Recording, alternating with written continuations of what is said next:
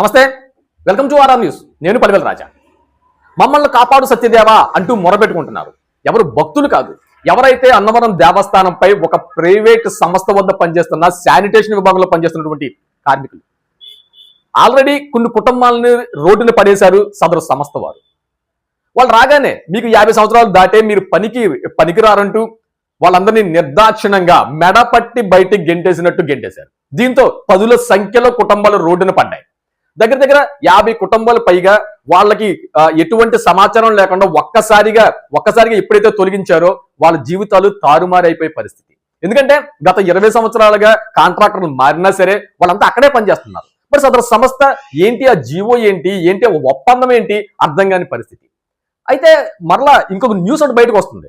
ఏంటంటే ఆగస్టు 1వ తారీఖు దాటిన తరువాత 50 సంవత్సరాలు దాటిన వారిని ప్రతి ఒక్కరిని తొలగిస్తాం అని ఒక హుకుం జారీ చేశారట సదరు సంస్థ వారు.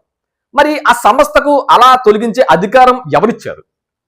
ఎవరివ్వాలి? ఇస్తే ఇటు ప్రభుత్వమే ఇవ్వాలి. మరి ప్రభుత్వం ఎలా ఇస్తుంది? ఎందుకంటే ప్రభుత్వ రంగంలో పనిచేస్తున్న వాళ్ళకి వాళ్ళ రిటైర్మెంట్ వయసు 60 సంవత్సరాలు ఉంటుంది. గవర్నమెంట్లు మారినప్పుడల్లా వాళ్ళు 2 పెంచితే వీళ్ళు 2 పెంచితే అది 62 అవుతుంది, అది 64 అవుతుంది.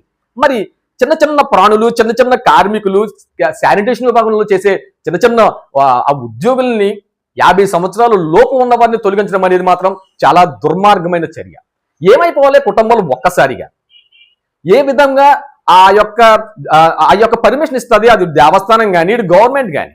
మరి ఇటు దేవాదాయ శాఖ నిబంధనలు ఏమైనా ఆ విధంగా ఉన్నాయా? లేదంటే దేవస్థానంలో 50 సంవత్సరాలు దాటిన వారు పనిచేయకూడదన్న నిబంధన ఏమైనా ఉందా? లేదంటే ఈ సంస్థ ఏమైనా అటువంటి నిబంధన తెచ్చుకుందా ఎక్కడి నుంచి? అది బహిర్గతం చేయాలి. ఎందుకంటే ఆగస్టు 1వ తారీఖు దాటిన తర్వాత ఎన్ని కుటుంబాలు రోడ్డు పాలైపోతాయి. వాళ్ళు చిన్న కుటుంబాలు, చిన్న ప్రాణాలు, అతి తక్కువ జీతాలతో 20 సంవత్సరాలుగా అదే వృత్తిని నమ్ముకుని అదే పనిలో కొనసాగుతున్న కుటుంబాలను ఒక్కసారిగా నిర్దాక్షిణ్యంగా రోడ్డుపై పడేయడం అనేది సమంజసం కాదు. దీనిపై ఆలయ ఈవో గారు ఆలోచించాలి, దేవాదాయ శాఖ ఆలోచించాలి, అదేవిధంగా కార్మిక శాఖ కూడా ఆలోచించాలి.